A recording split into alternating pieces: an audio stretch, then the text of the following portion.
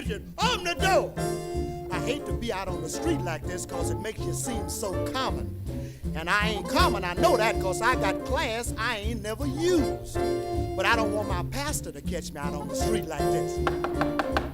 Open the door, Richard. Now look at that old woman across the street. Tends to everybody's business in the neighborhood. Look at her calling her sister, punching her sister, saying, ain't that him? Ain't that him? Yes, it's me, and I'm drunk again. Open the door, Richard. I know he's in there because I got on the clothes. They can't put him out because I owe just as much back rent as he does. Imagine that old woman charging us $3 a month and getting mad because we 12 months in the arrears. Come meet me last Thursday talking about, ain't y'all gonna pay me some back rent, boys? Why, she be lucky she gets some front rent. Cause I'm sitting here scratching in my hip pocket and sitting here digging in my pants pocket and standing here groping in my coat pocket and I can't find the key. Hey, Richard, open the door. Open the door, Richard. Open the door and let me in. Open the door, Richard. Richard, why don't you open that door? Open the door, Richard.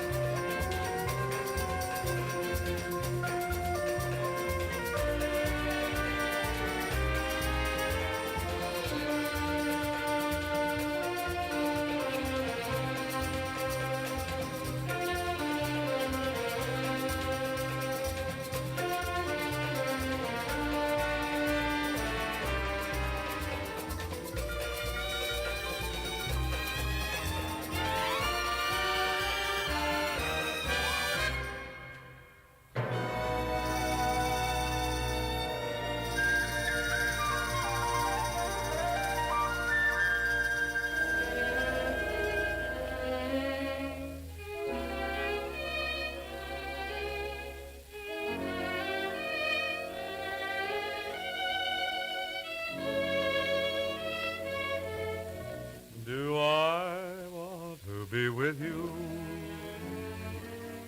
as the years come and go, only forever, if you care to know. Would I grant all your wishes and be proud of the task? Only forever, if someone should ask, how long would it take me to be near if you beckon, or hand and I would figure less than a second. Do you think I'll remember how you looked when you smiled? Only forever, that's putting it mild.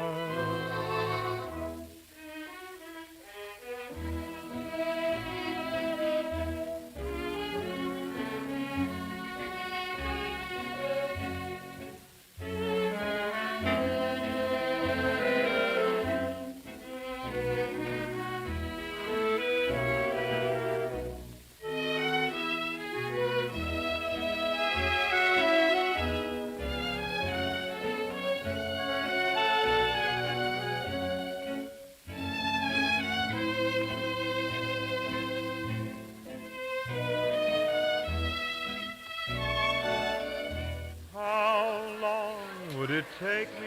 Okay.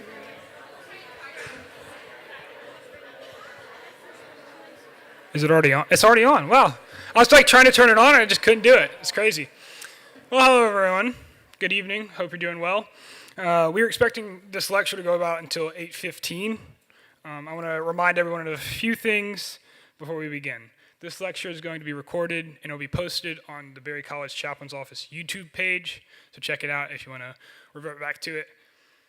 Please, during the lecture, do not have your devices out. I cannot stress that enough. We want to be respectful towards our speaker, and it's pretty disrespectful to have your devices out. If you have questions for Mr. Ware after the lecture, this same QR code that's up right now will be presented after as well. With that being said, I would like to start this lecture with a quote from Christian writer C.S. Lewis.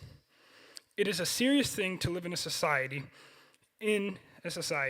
of possible gods and goddesses, to remember that the dullest, most uninteresting person you can talk to may one day be a creature with which, if you saw now, you would be strongly tempted to worship. Or else, a horror, a corruption, such as you now meet, if at all, only in a nightmare. All day long, we are in some degree helping each other to one or the other of these destinations.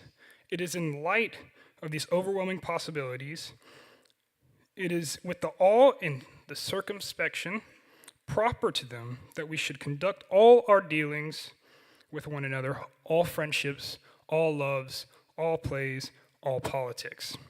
There are no ordinary people. You have never talked to a mere mortal. Well, I'm struggling right now. Mere mortal. Nations, cultures, arts, civilizations, these are mortal. And their life is, to ours, the life of a gnat. But it is immortals whom we joke with, work with, marry, snub, and exploit. Immortal horrors or everlasting splendors. When political division shows up, not only on the campaign trail, but in our dinner tables, we wonder, can there be a better way? The spirit of our politics says yes, offering a distinctly Christian approach to politics that leads to healing rather than division, kindness rather than hatred, and hope rather than despair. I have the great privilege of welcoming our guest speaker, Michael Ware. Michael is the founder, president, and CEO of the Center for Christianity and Public Life, a nonpartisan, nonprofit institution based in the nation's capital with a mission to contend for the credibility of Christian resources in public life for the public good. For well over a decade, he has served as a trusted resource and advisor for a range of different civic leaders on matters of faith and public life, including in the White House as a presidential campaign staffer for Barack Obama. Michael is a leading voice on building a healthy civic pluralism in 21st century America. Michael, in his book, The Spirit of Our Politics, argues that by focusing on having the right politics, we lose sight of the kind of person we're becoming, which leads to destructive results. Ware offers a new way in which Christians can view politics, and this begins with a simple yet profound question: what kind of person would I like to be? Please join me in welcoming guest speaker, Dr. Michael Ware. Appreciate it.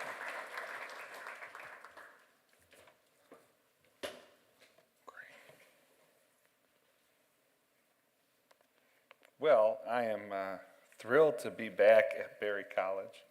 Love this place, love this institution.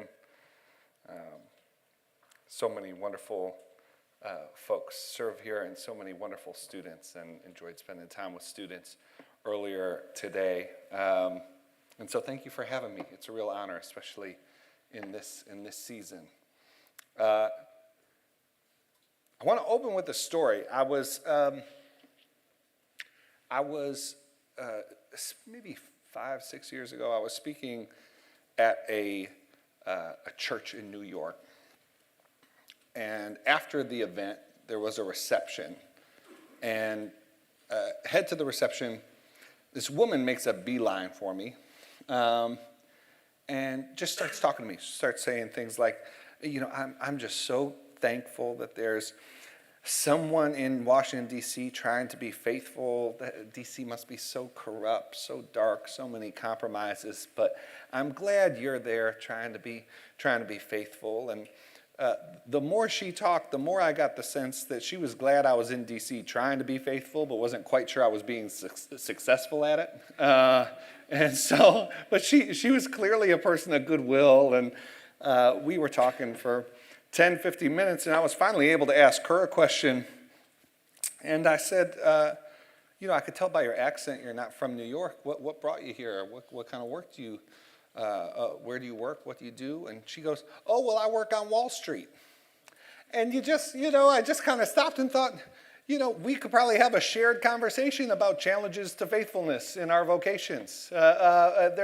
We might share more in common than you might think. I wonder if there are challenges to faithfulness working on Wall Street, or serving as a public school teacher, or working in construction. The way we view politics sets the conditions for our willingness to discard formation when pressure arrives.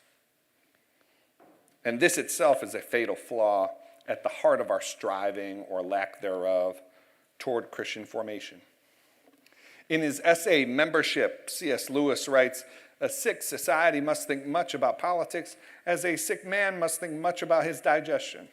However, if either comes to regard it as the natural food of the mind, if either forgets that we think of such things only in order to be able to think of something else, then what was undertaken for the sake of health has become itself a new and deadly disease. Politics is causing great spiritual harm in Americans' lives, and a big reason for that is many Americans are going to politics to get their spiritual needs met. We cannot separate out the kind of politics we have, our laws, our political leaders and institutions, our political culture, from the kind of people we are.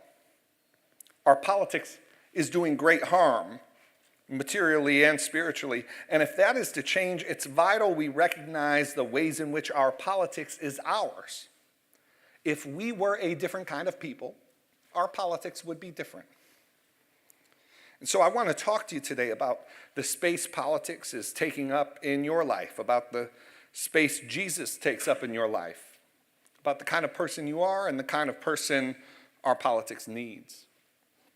So first, let's talk about the kind of politics we have. In October 2020, 15 scholars from a range of fields came together to issue a dire warning about the particular kind of polarization we have today. They called it political sectarianism.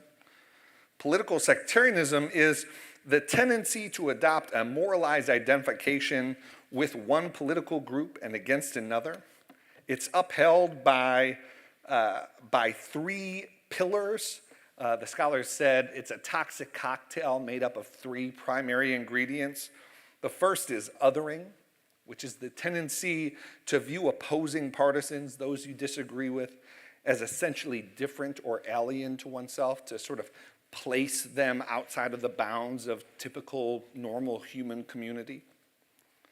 The second is aversion, which is the tendency to dislike and distrust opposing partisans. And then finally, moralization, which is the tendency,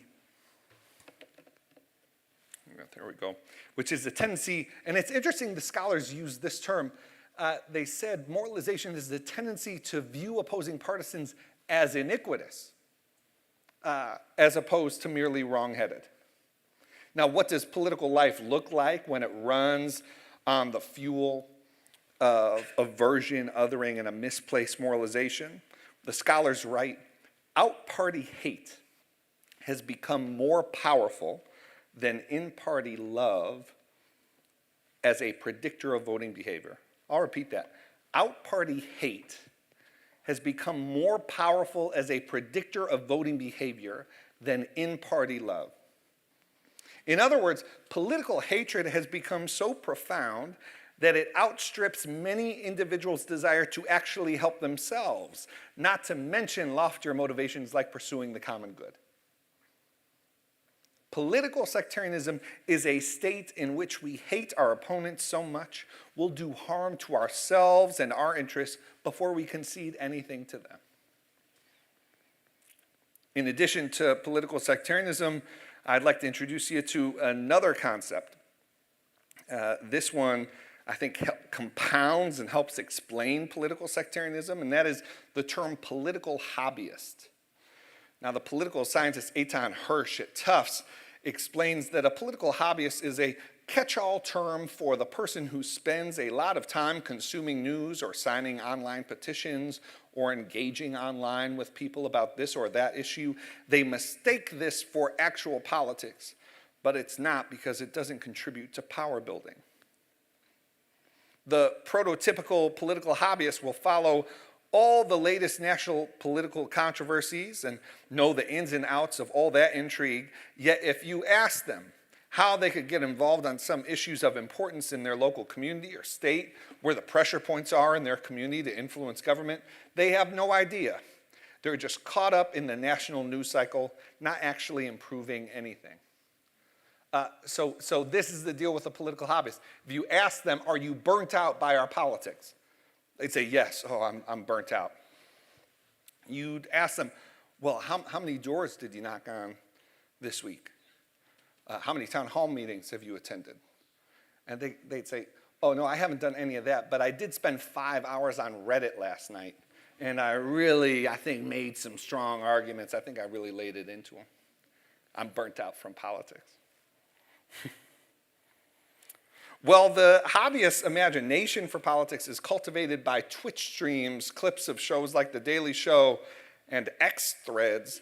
These forms of content are only distantly related to the actual work of politics. Hersh explains, online politics is all about provocation and signaling outrage, but changing people's minds, turning your vote into many votes, requires empathy and face-to-face engagement. Not only are you not doing this online or when watching cable news, you're learning exactly the wrong skill set.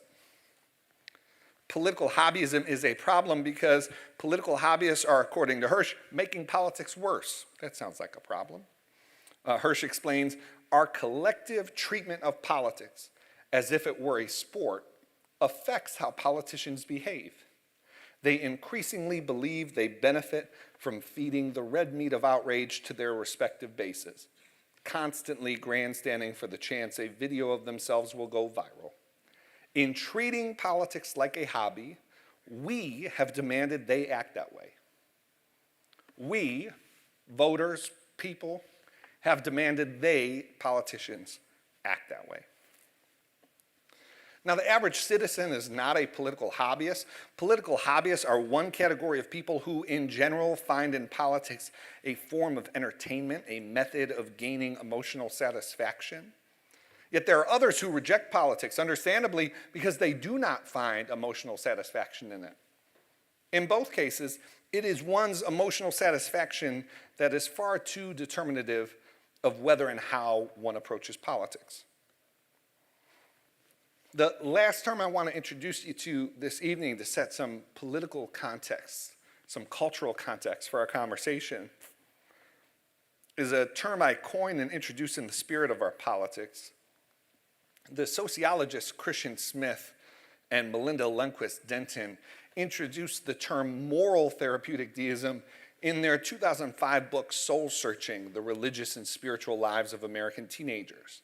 Now, moral therapeutic deism describes a dominant system of beliefs that the researchers found among adolescents at the time through thousands of interviews. By the way, if they were teenagers in 2005, that would make them the prime voter today.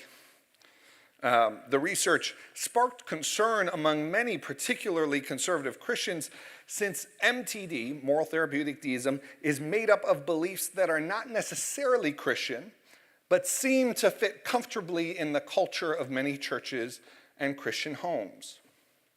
Now, in a conversation with Dallas Willard, John Ortberg defines MTD this way: whether or not somebody would put themselves in the Christian or other category, so regardless of whether this person is a Christian or not, MTD is the kind of prevailing idea about God. And the notion is that there is a God. God does exist. He wants everybody to be nice. That's the moralistic part. He wants me to feel good about myself. That's the therapeutic part. And he's available if I need him in a crisis. But other than that, I really don't have to think about him much, and he doesn't want to and will not interfere with my life. MTD offers a God who will not interfere with real life, except to the extent that the God of MTD affirms a person's moral goodness and character. Now, it is true that politics is causing spiritual harm in this country. A big reason for that is people are going to politics to get their spiritual needs met. What is also true is that people are going to church to get their political views affirmed. It was conventional wisdom, especially among many evangelicals, that churches that prioritize politics would inevitably die out because people can, quote, get their political fix elsewhere. And we do see some evidence of this. However, today we're also observing the power of religious expressions that sanction and anoint people's political views. It's political therapeutic deism, a kind of religious perspective that exists to offer divine affirmation of one's politics. Now, political therapeutic deism, you could run this as a test in your dorm rooms tonight. This will be a lot of fun to do with your friends. Here are a sample of beliefs associated with political therapeutic deism. First, God is on my political party's side. Second, my views on political issues are a leading indicator that I am a true Christian.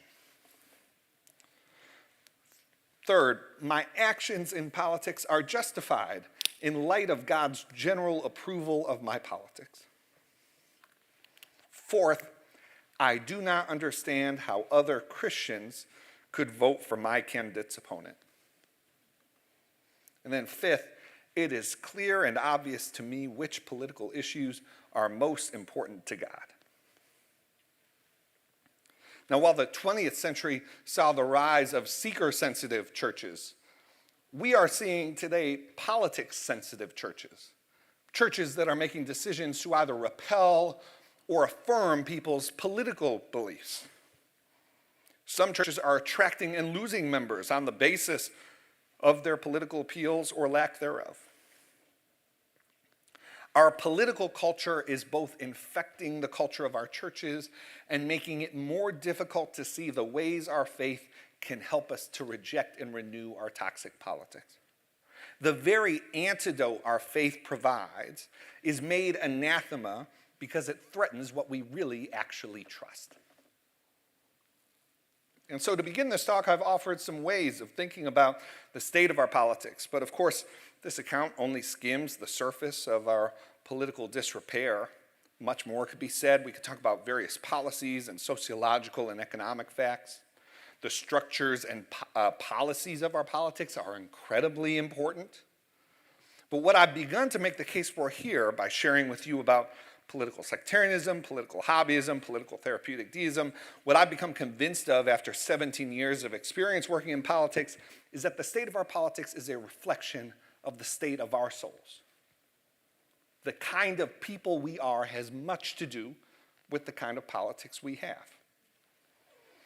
The question then is, what kind of person are you? And this is not just a political question, it's the question. We answer the question for ourselves wherever we are and in whatever we do. You are not one person in politics and another person in your personal life. You're just you. Thoughts, feelings, and actions that are characteristic for a person when they are dealing with politics are not somehow quarantined off from the rest of the person. If you are the kind of person who lies during political arguments to get your way, you are the kind of person who lies during political arguments to get your way. If you are the kind of person who wishes ill to fall upon those you disagree with politically, you are that kind of person. Dallas Willard defined joy as a pervasive and constant sense of well-being. How many of you would describe our current political climate as full of a pervasive and constant sense of well-being? How many of you would describe your own approach to politics in that way? Might it be a problem that so many of us don't see politics as a place for joy? Where else do we think the way of Jesus isn't quite realistic? Our society, politics, and churches are hampered by a technological conceit that we can attain the kind of society we seek without coming to terms with the kind of people we are and without becoming a different kind of people. But societal change, real, lasting societal change, is not possible without coming to terms with the nature of the problem. C.S. Lewis describes how thinking of politics leads quite naturally to thinking about formation. He writes, "A Christian society is not going to arrive until most of us really want it. And we are not going to want it until we become fully Christian. I may repeat, 'Do as you would be done by' till I'm blue in the face, but I cannot really carry it out till I love my neighbor as myself. And I cannot learn to love my neighbor as myself till I learn to love God. And I cannot learn to love God except by learning to obey him. And so, as I warned you, we are driven on to something more inward, driven on from social matters to religious matters." Now, T.S. Eliot once described the human endeavor, the current human endeavor, as that of seeking to find a system of order so perfect that people will no longer have to be good. I'll repeat that. Seeking to find a system of order so perfect that people no longer have to be good. This is the primary conceit of our politics today. Dallas Willard, responding to this idea, said, "The way of Jesus tells us, by contrast, that any number of systems, not all to be sure, will work well if we are genuinely good. And we are then free to seek the better and the best." As Christians, we care about politics because we care about our neighbors and our communities. And political decisions impact our neighbors' well-being. As a citizen, you do not choose to have political influence, you already have it. Therefore, sitting out of politics does not absolve you of blame for the state of our politics. Your sitting out is your choice about how to steward the responsibility you've been given. Politics is one of the essential forms in which we can love our neighbor. To love our neighbor is to will their good. This is what drives Christians to politics. We don't go to politics to seek affirmation or as a primary source of identity. Christians go to politics to affirm human dignity and advance justice. Our spiritual and emotional needs are met elsewhere. We must think about politics as Christians because politics is within the range of our effective will. Everyone has a kingdom. God's kingdom is the range of his effective will. Effectively, where he says something is to be done, it's done. But we each have our own little kingdoms, the range of our effective will.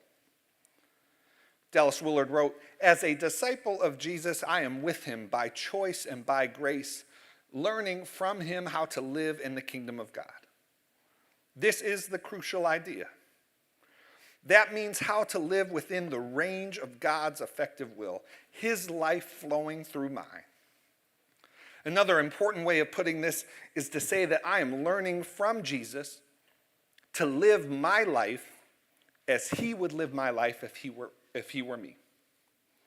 I am not necessarily learning to do everything he did, but I am learning how to do everything I do in the manner that he did all that he did.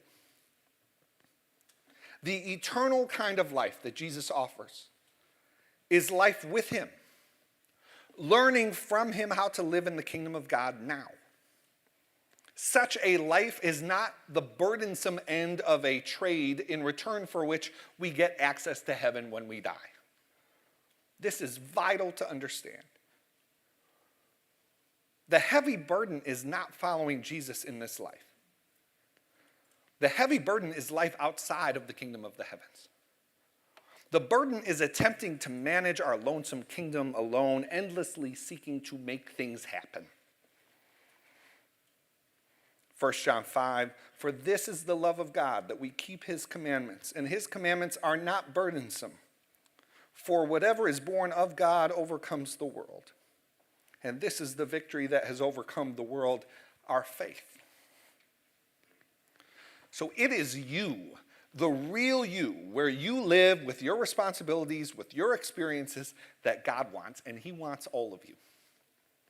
Different Christian communities and streams of thought do a better job of emphasizing different aspects of one's life that they ought to think of as particularly Christian. For some, it's Sundays, your Sundays that Jesus wants. In others, Jesus is particularly concerned that you have the right sexual ethics or the right views on social justice. In still others, the heart of the Christian faith resides in how one relates to their family or to their nation. But it is your whole life, as you live it, that is to be lived with God. May your kingdom come, we pray. May your will be done. That prayer is a spiritual practice that can be a crucial aid in Christian spiritual formation. And so what kinds of resources are available as we think about and engage in politics? With what remains of my talk this evening, I want to share with you 3 kinds of Christian resources that would bless our politics: ideas, practices, and people. First, ideas. When we think of Christianity and politics, often what comes to mind is a set of policy positions. And there is certainly a role to play for Christian resources to inform how we think about policy challenges and the issues of the day. But I've come to believe that in this moment, the greatest contribution Christianity can make to our politics is not to tell our politics what it is or what it must be, but in reminding our politics what it is not. Christians will think of politics best when we do not think of politics first. Christians will think of politics best when we do not think of politics first. Here are 6 ideas or truths about politics that Christians can bring to our own approach to politics, our communities, and to the broader public. First, politics is prudential, what Tim Keller would call the area of practical wisdom. It rarely, if ever, allows for the direct implementation of indisputable principles, but rather has to do with an imperfect choosing between competing values and goals. Second, politics is contingent. The propriety of a political decision relies in part on the particular circumstances of the moment in which it is made. A wise political decision in one time and set of circumstances will likely be foolish in another. Third, politics is important, but not ultimate. Politics is penultimate, which means that politics can be informed by the ultimate, but is never itself ultimate. Fourth, politics is for advancing justice and affirming human dignity as it relates to self-government. Fifth, politics, as I've said, is an essential forum for loving your neighbor, for willing their good. And then finally, much political action, especially voting, is mediated by structures and community, not simply a pure expression of one's personal desires or preferences. So here's one way to think about it. The second that we step into politics, we are not stenographers of God's will. We are at best translators, and imperfect ones at that. I mean, there's honestly a lot of debate about whether we can ever be stenographers of God's will. Perhaps the closest anyone ever comes is reading from the Gospels directly, but there's even like theological debates about, well, what tone of voice did you read it with? And why did you choose that scripture at that time? And so even when we're reading scripture, we ought to be really careful about claiming to be stenographers of God's will. In politics, we are so wildly far from that, it's ridiculous.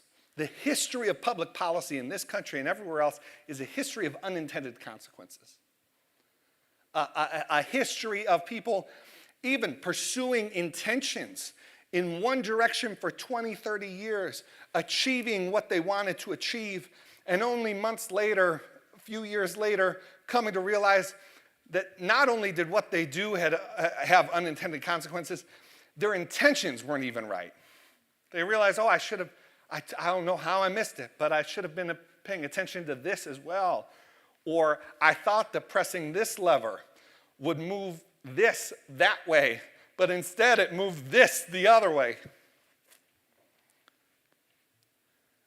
This may be a suggestion that sounds too subtle to be meaningful, but I've thought if we could just move from saying, I'm a Christian, therefore I support candidate A, candidate B, policy A, policy B. If we could just move from that to saying, my Christian faith motivates me to support candidate A, candidate B. What that does, I think, is it helps make clear who's the translator here. And it's us. And we're imperfect ones at that. It avoids the mistake of what C.S. Lewis called using God's name in vain. So C.S. Lewis said, he has this essay, Meditations on the Third Commandment. By the way, I was once talking about this essay at Cambridge, and I referred to a little-known C.S. Lewis essay, and they said, oh, no, there are no little-known C.S. Lewis essays here at Cambridge. But in this essay, Lewis is considering the creation of a Christian political party. And he says, the real temptation when you combine faith and politics is to proclaim God hath said where he hasn't spoken, to use God's name in vain.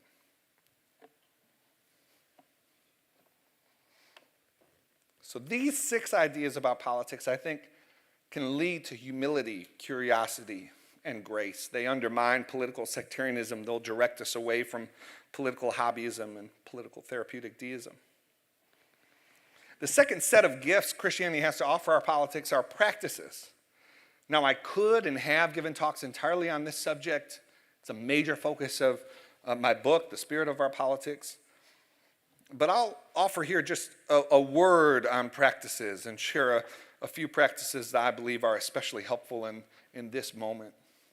First, just definitionally, a discipline is an activity within our power that we engage in to enable us to do what we cannot do by direct effort. Now, Christian spiritual formation is focused entirely on Jesus. Jesus is at the center. We follow Jesus' lead into any practice we take up, and we seek to learn from him in the midst of these practices. We know that we're not saved by these disciplines, just as we are not saved by merely holding the right ideas about God or the right views regarding issues of social justice. Again, in my book, I describe a range of practices or disciplines, including both practices that we learn from the life of Jesus and which have been found helpful and edifying for millennia, as well as what I refer to as 21st century spiritual disciplines for our public life, which address some of the particular temptations and challenges of modern life. Prayer, fasting, worship, celebration, study, these are the kinds of disciplines which have shaped followers of Jesus and fueled social movements. These practices are one way we come to know for ourselves that we can follow Jesus with the whole of our lives. But I want to talk to you briefly about two practices that I think are just essential in this moment related to our conversation about politics. Solitude and silence are essential disciplines that push back against some of the most destructive attitudes and impulses in our politics today. In solitude, we purposefully abstain from interaction with other human beings, denying ourselves companionship and all that comes from our conscious interaction with others. Solitude frees us. Solitude frees us from the need for others' approval to justify our existence. That'll be helpful for a lot of us. It will be helpful for politicians to be free from the need of others' approval to justify our existence. Solitude frees us from the noise of our politics and the moneyed forces vying for our attention and adherence. In solitude, we can be reminded that we exist apart from the constant sustenance of others' opinions and the endless stream of inputs and distractions that make up so much of our lives. It can be quite shocking to find that in just a day, in solitude, space can open up in our thoughts and feelings and provide new perspective. Away from the clutter and bluster vying for our attention, we might even discover that we have a soul. And we discover a God who cares for our soul. And we can retrain our heart to focus on him. In solitude, we refrain from interaction with other human beings, while in silence, we intentionally seek the absence of manufactured noise, including our own talking. Some politicians could benefit from this as well. Silence can be terrifying. We are comforted by noise.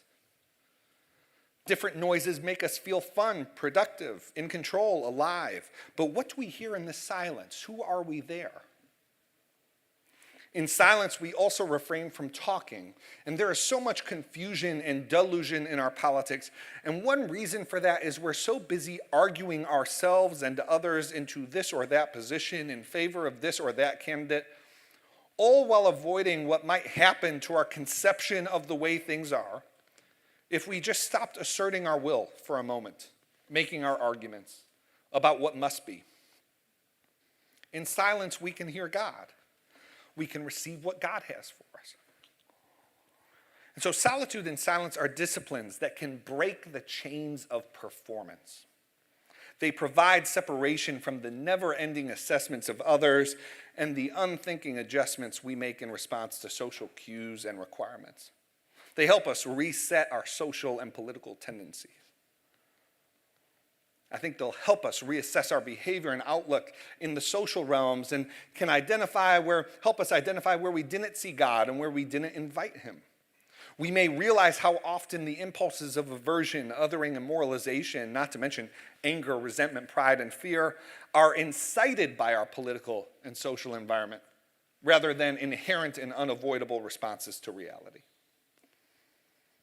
And so practices like solitude and silence, along with others I've mentioned and many I have not, can be used by God to change us.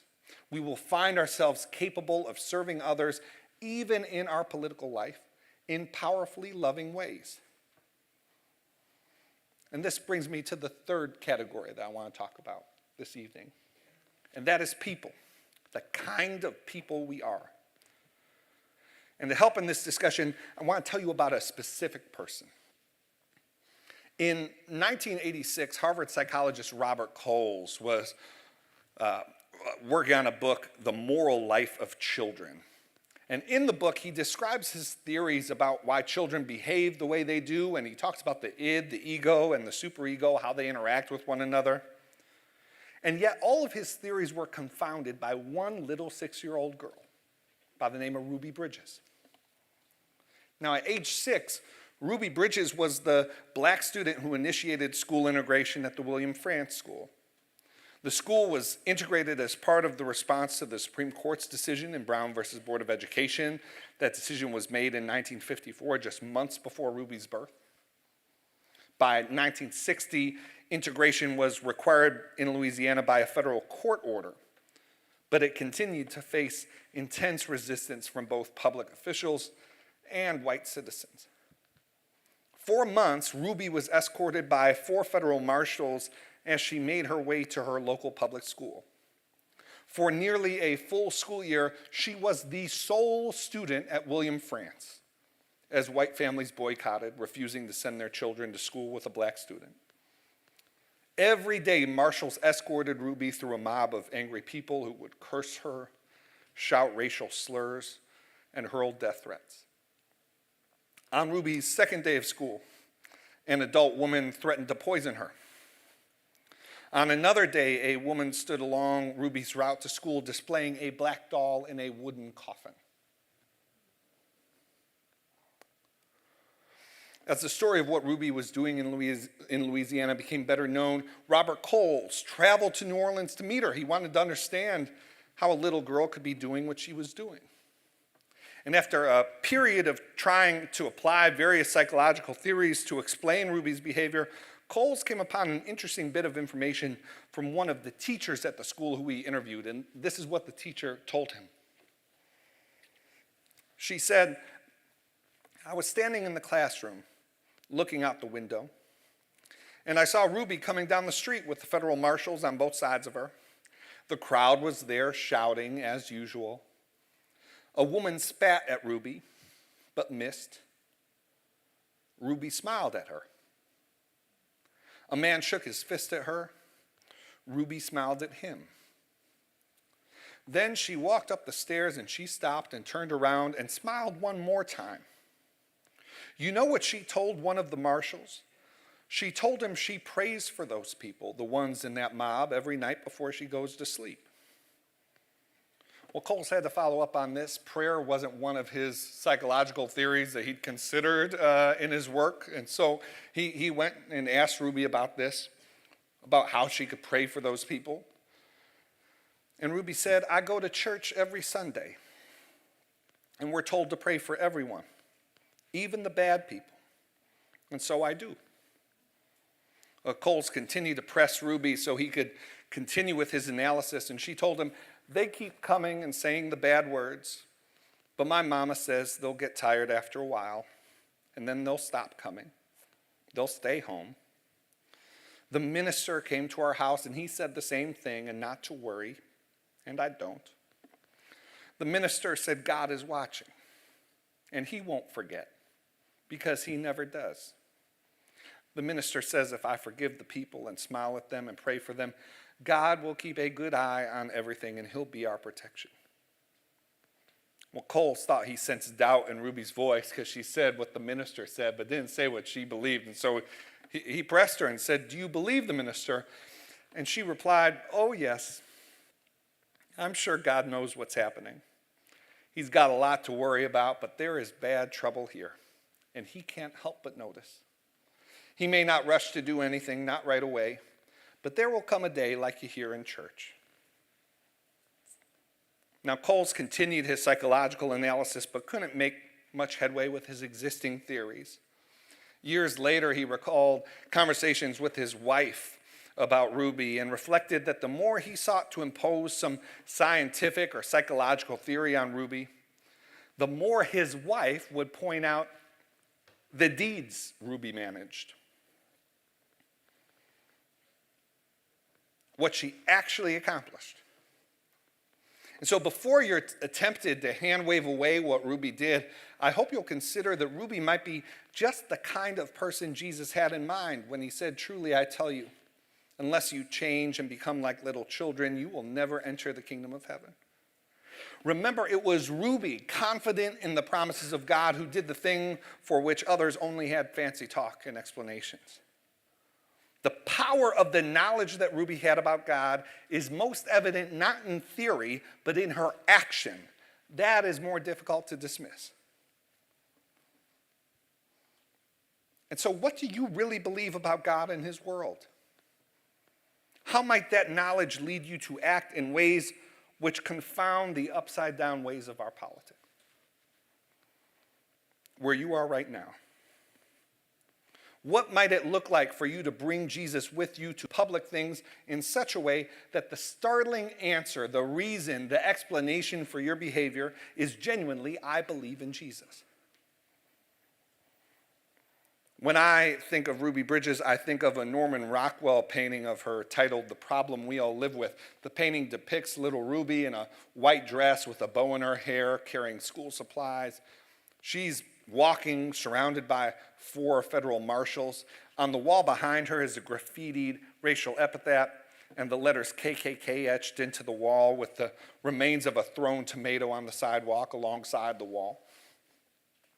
I think of this painting because when I worked in the White House, the painting was displayed right outside of the Oval Office, and I would walk by it on my way to the Roosevelt Room or the Oval. Sometimes if I had a moment of quiet, I'd just walk over to see it. Others, too, were moved by the painting. If you were going to meet with the president, you might be seated outside of the Oval before it was your turn to go in, and you look at little Ruby. You'd sit right under her.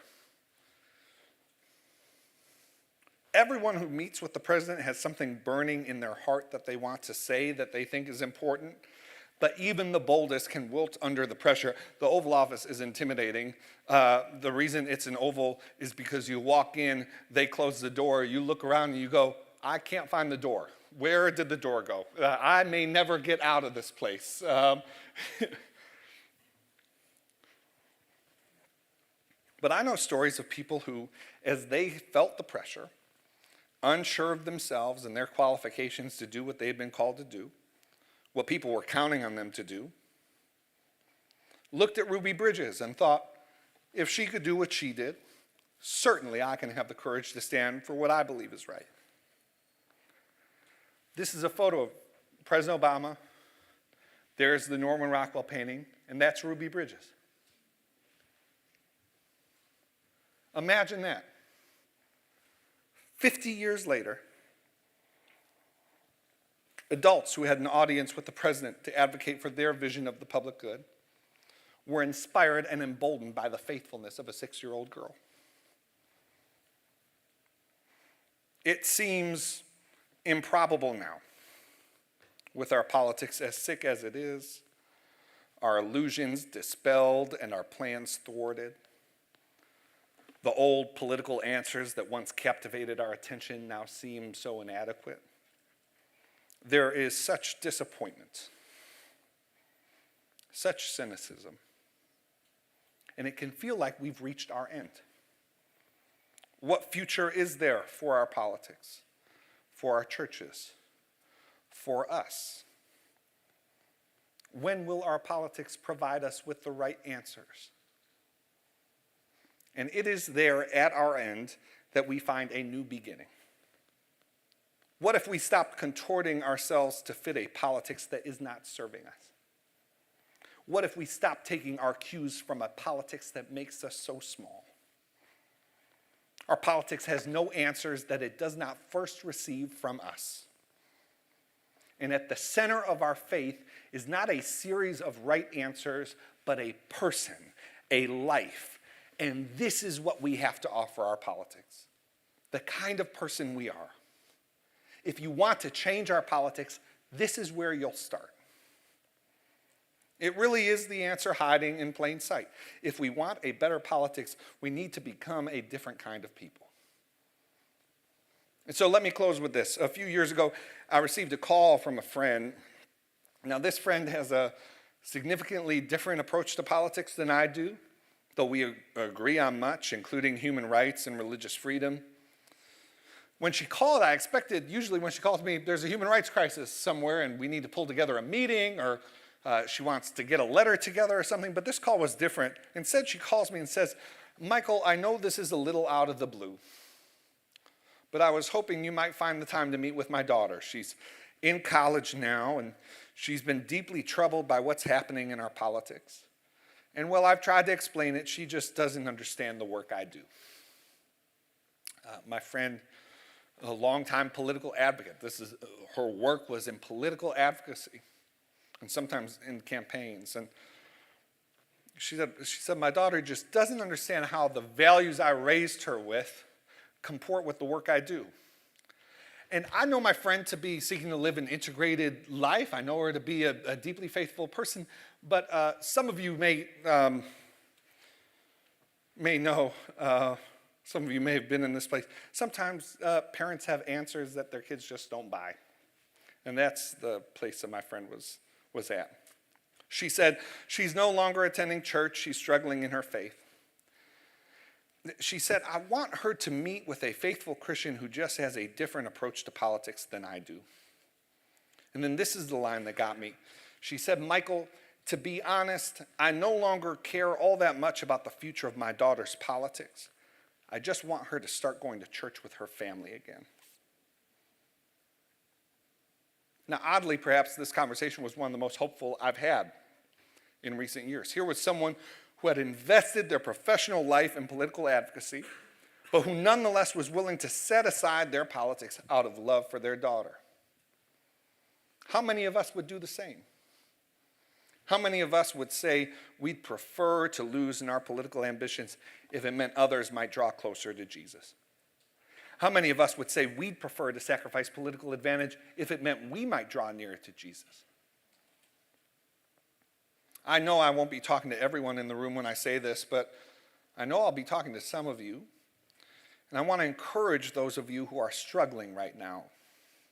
I know it's been a difficult period for many of you. You have good reason to be disappointed in our culture. You look out at our politics and see people claiming things in the name of God that God himself would not claim. Perhaps you have someone in your life that has not given you the answer that my friend had for her daughter. It is hard to have people in your life whose desire to make their point seems greater than their desire for you to draw nearer to Jesus. But can I encourage you to not let your disappointments in others keep you from bringing your greatest hopes and longings and pains and loves to Jesus?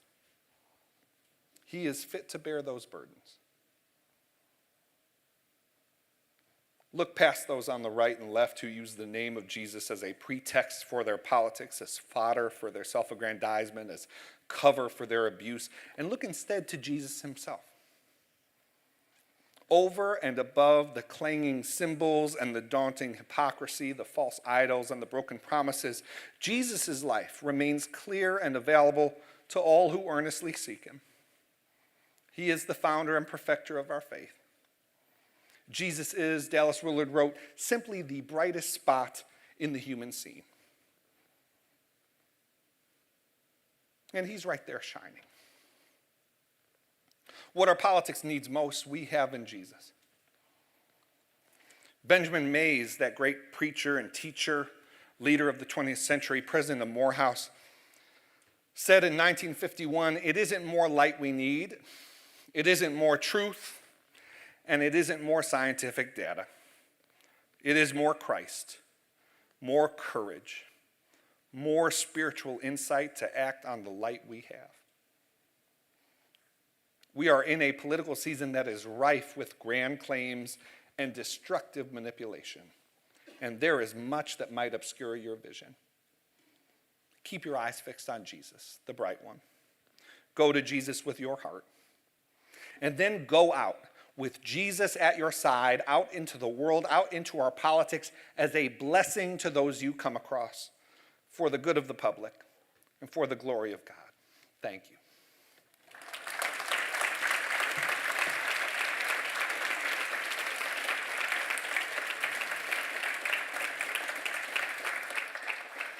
Well, thank you, Mr. Ware. Could we give another round of applause for him?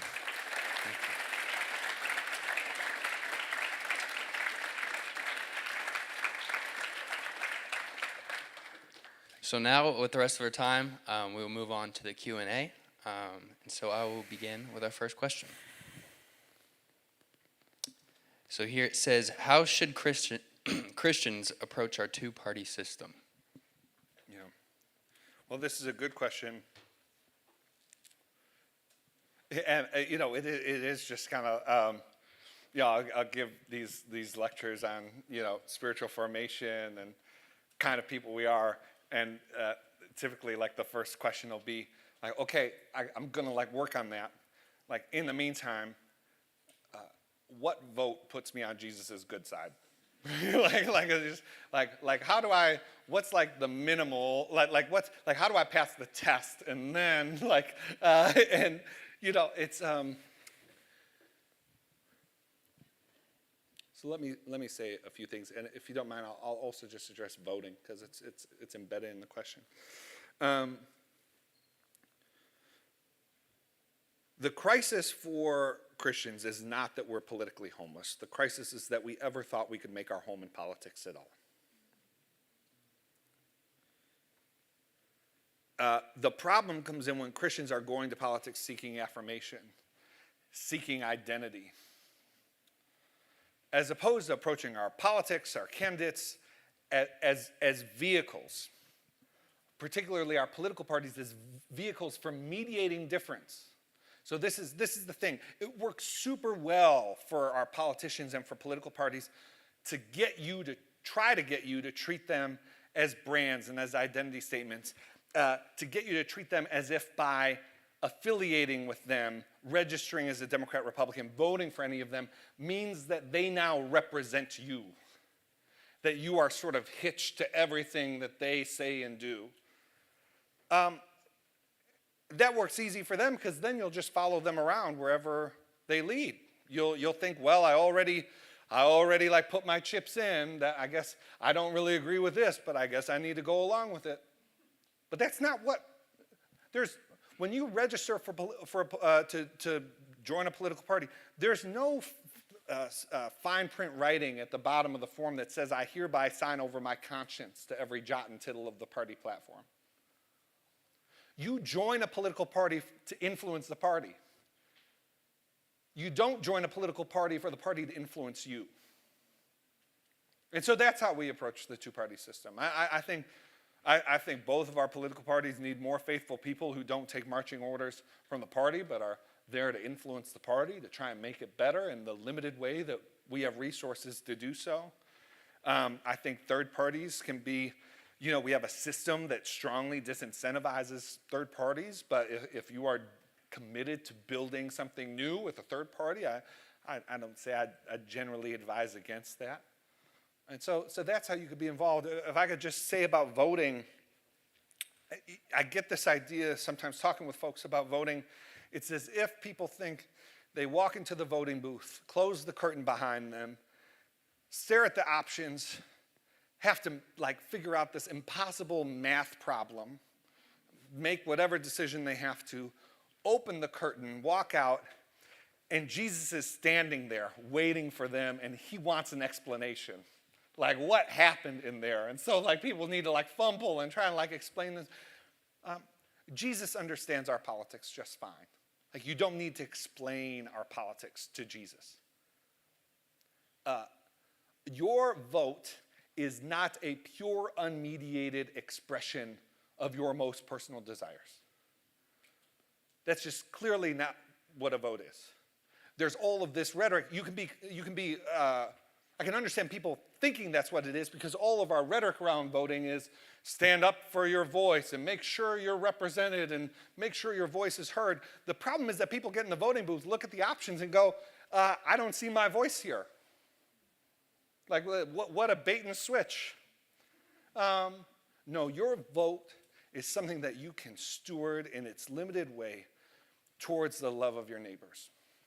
In an imperfect way, there is no vote that equals love. There is no public policy that equals love, but our intention is love. Our intention is the willing of good. And then I'll just close with one thing. A faithful church will not be marked by political uniformity, but spiritual integrity. It's okay that we vote in different ways. The thing is, are we integrated as Christians in doing so? And so I'll stop there. But thanks for the great question. Thank you. That was good. Let's see. Okay, the next question here, it says, how would you respond to someone who says that silent solitude and prayer is too passive? Well, I certainly don't think it marks up the whole of what one's response should be to life in general. unless you have a specific calling placed on your life, and certainly not politics. What I'd say, though,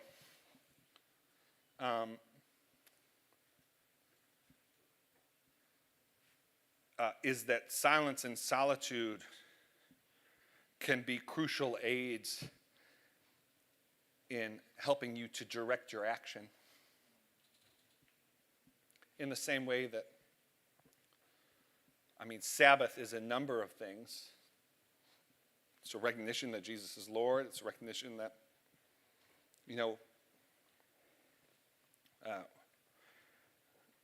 that we're more than just the sum of our creative outputs and our work.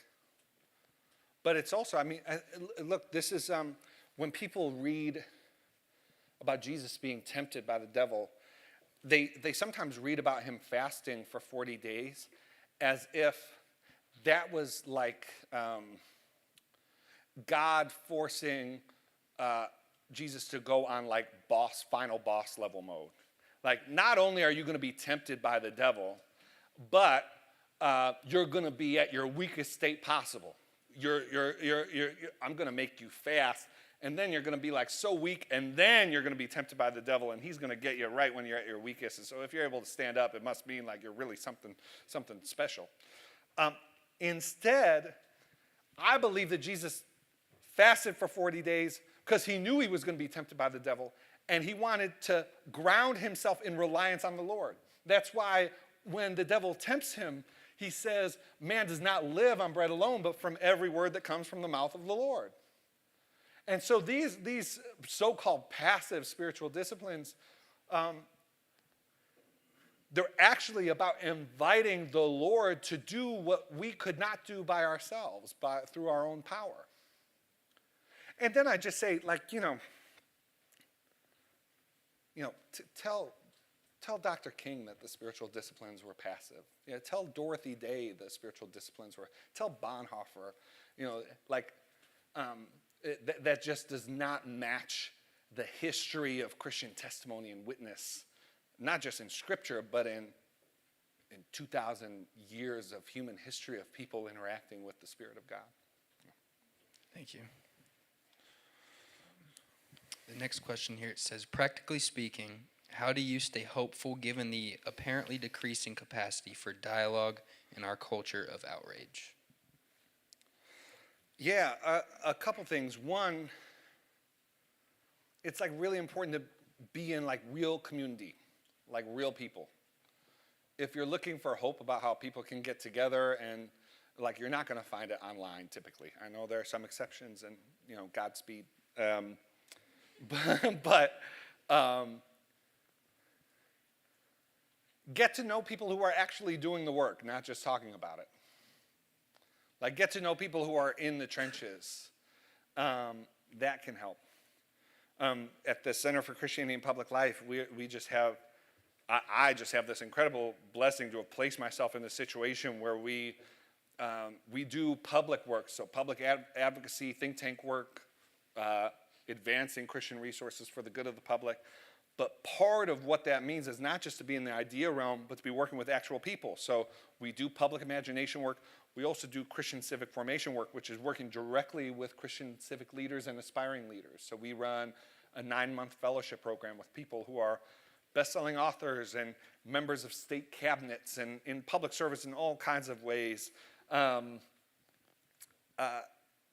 are just incredibly inspiring people, who are flawed and are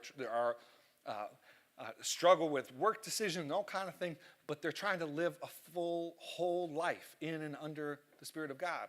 We run a high school program that we piloted this last summer of Christian high school students who are interested in public service. Man, we spent 5 days with these high school students. My whole team was fired up.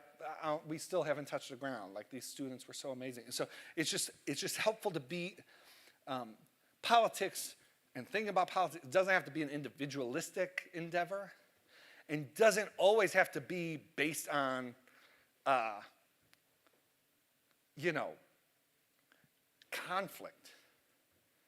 Find people whose hearts are right and join along with them and see what you could do together and pick each other up when one of you falters. That's been essential to me. If you are looking for reasons to be cynical about our politics, I promise you, you can find them. That won't be a problem. The question is, as Christians, like, why are we always looking for reasons to be cynical? Yeah, absolutely. Thank you. All right, we will have one last question. And it is, how do we move past the barrier that has already been built between the two parties? Yeah, I mean, so much of the barrier is fiction, like imaginary. Well, sometimes, so often the barrier is imposed really like by us, on us, like on ourselves. So like, you know, if you support something the other party is doing, say it. There's no prohibition on that. If you look at the ballot, you look at the candidates and say, you know, I'm registered this way, but I think in this election, the other party's candidate is a better option, will better advance the good of my neighbors. Vote for that candidate. But we so often feel, well, you know, I'm registered this way, so I guess I gotta do what the party's. No, you don't. You never have to do what the party's asking of you. Never. Unless you're the paid spokesperson for the Republican Party or the Democratic Party, you don't have any ethical obligation to do whatever they say. And if you're the paid spokesperson, like, you might want to quit your job. Consider it. Just, you know, if you keep the job, great. You know, but you might want to quit it.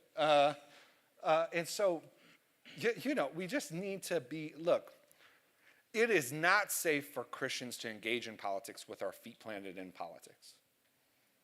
But when Christians engage in politics with our feet planted in the gospel, like, oh, the possibilities. Like, great blessing can come from that place. But we need to know what we believe. We need to know where we stand. And if we're insecure people who are constantly, I mean, this goes back to solitude and silence. If we're insecure people who consider ourselves to be just an amalgamation of all the things that other people think of us, then we won't have a place to stand. But Willard talks about this idea of an audience of one. And in politics, we can understand that it's for an audience of one. Let me close with just this. There's maybe the most, like, I think the most powerful, like, if people read my book and only came away with one thing, it would be this. And it's something I relate from Dietrich Bonhoeffer's Life Together. There are just 2.5 pages in Life Together that cover this. And then, like, it's passed in a flash. Bonhoeffer says, Christians never meet one-on-one. Christians never meet one-on-one. Their meetings are always preceded by and mediated by Jesus himself. So as a Christian, I am never seeking to impose my agenda for another person. When I'm meeting with someone, I'm looking to Jesus and asking Jesus, what are your intentions? What work are you doing in the life of this person? Bonhoeffer has this amazing thing he says in these 2.5 pages. He says, a Christian speaks more to the Lord about his brother than to his brother about the Lord. That's just an incredible thing. Imagine if Christians approached our politics with the sense that we were not just seeking to amass enough power to impose our will. Like, I just have to say, when the general public sees Christians gathering for, like, the general public's expectation is now, oh, there are a bunch of people who are willing my good. That's not the general impression people have. But imagine if Christians were the kind of people who went into our politics, not as an act of imposition, but in a spirit of loving service, as an offering. And life with Jesus frees us up to be that kind of a person, those kinds of people. Thanks. Thank you.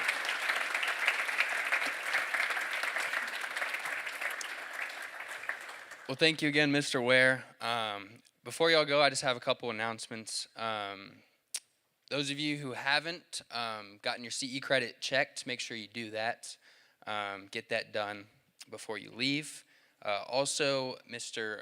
Ware's book is back there at the table over there. If you're interested, go ahead and go over there and check that out. Also, we have a couple refreshments left. Make sure you clear that all out. Take it home, take it to your roommate, whatever.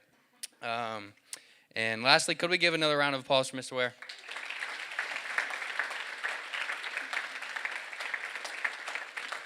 And that will conclude.